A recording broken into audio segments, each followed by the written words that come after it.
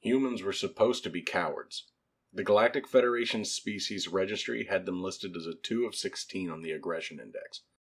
Our interactions with the Terran Union up until this point supported those conclusions. They had not fought any wars among themselves in centuries, and had formed a unified world government prior to achieving FTL travel. They had responded with eagerness rather than hostility to first contact, unlike many species. Earth had resolved every dispute through diplomacy and compromise since it became an official member of the Federation. For example, a few years ago, the expansionist Zanuck claimed a Terran mining colony as their territory. The Federation braced itself for a minor conflict, as they expected the humans to defend their outpost. But the humans simply shrugged and agreed to hand off the planet for a small yearly fee. Rather than going to war, the Terrans somehow ended up as prominent trading partners for the Zanuck. There was also an incident where the paranoid Hoda'al arrested Terran ambassadors on charges of being spies. Imprisoning diplomats with zero evidence was a clear provocation to war. But the humans did nothing. They didn't even raid the facility where the representatives were being held. They simply opened back-channel negotiations with the Hoda'al and arranged a prisoner exchange, swapping a few smugglers for their people. Thoughts on humans varied depending on who you asked. Some in the Federation found their pacifism commendable and appreciated their even-tempered statesmanship. Others thought that it was weakness that led them to avoid war. I was in the later camp. The only reason not to respond to blatant insults with aggression was that they didn't have the wits or the strength for it. When the devourers came, the 3 most militaristic species in the galaxy, as per the aggression index, banded together to stand against their approach. We didn't know much about them, but we called them the devourers since their sole mission was to drain stars of their energy. I can't tell you why they would do such a thing. Whatever their reasons, they would take one system by force, suck it dry, and move on to the next. Our fleet, the finest the Federation had to offer, suffered heavy losses when we clashed with the enemy destroyers. We fought as hard as we could, and it didn't matter. Our weapons hardly seemed to scratch their ships. It was a tough decision, but I ordered what was left of our fleet to retreat. As much as we needed to stop them, we would lose the entire armada if we stuck around any longer. I sent out a distress signal relaying our grim situation and pleading for reinforcements. There were other species with lesser but still potent militaries within the Federation, but my request was returned with silence. Not a single one of those cowards volunteered to help. Hearing of our defeat, I suppose they decided to flee and fend for themselves. I thought we were on our own, until we detected human ships jumping to our position. How ironic. The only ones who came to our aid were the galactic pushovers. There were only 5 of them according to our sensors, which was not nearly enough to mount a fight. A pathetic showing. But it was more than the 0 ships that had been sent by the Federation powers. "Sir, the Terrans are hailing us. What do they think they're going to do? Talk the enemy to death?" First Officer Blez quipped. I heard a few snickers from my crew, but I quickly shushed them. "We need all the help we can get. On screen." A dark-haired human blinked onto the view screen. "Federation vessel, this is Commander Mikhail Rykov of the Terran Union. We're here to assist in any way possible." I bowed my head graciously. "Thank you for coming, Commander Rykov. I'm General Jalex. Please join our formation and help cover our retreat." "Retreat?"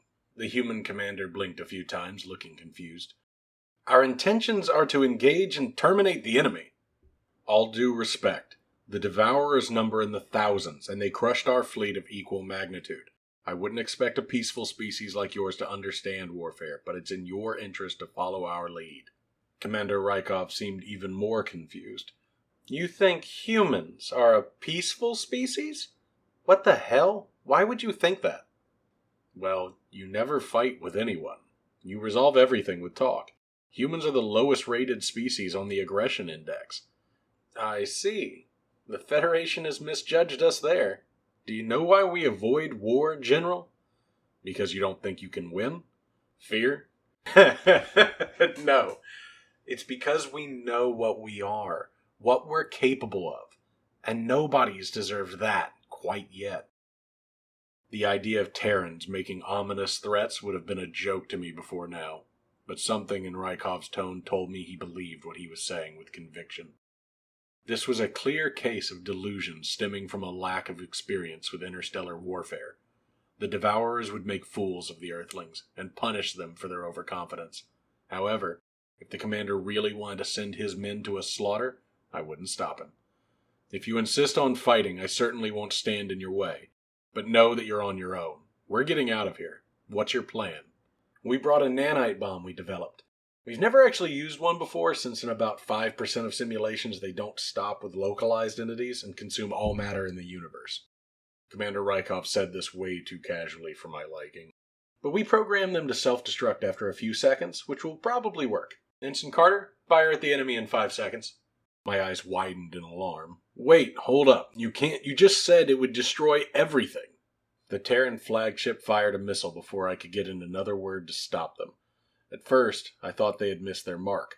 The projectile sailed through the devourer fleet, not connecting with a single ship. Then, it detonated at the rear of the formation, and all hell broke loose. Space itself seemed to shudder as an explosion tore through anything in its vicinity. The force was so powerful that our sensors could only provide an error message as measurement.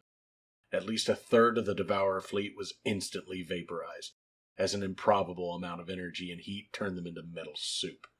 There was no way any occupants of those ships lived through that.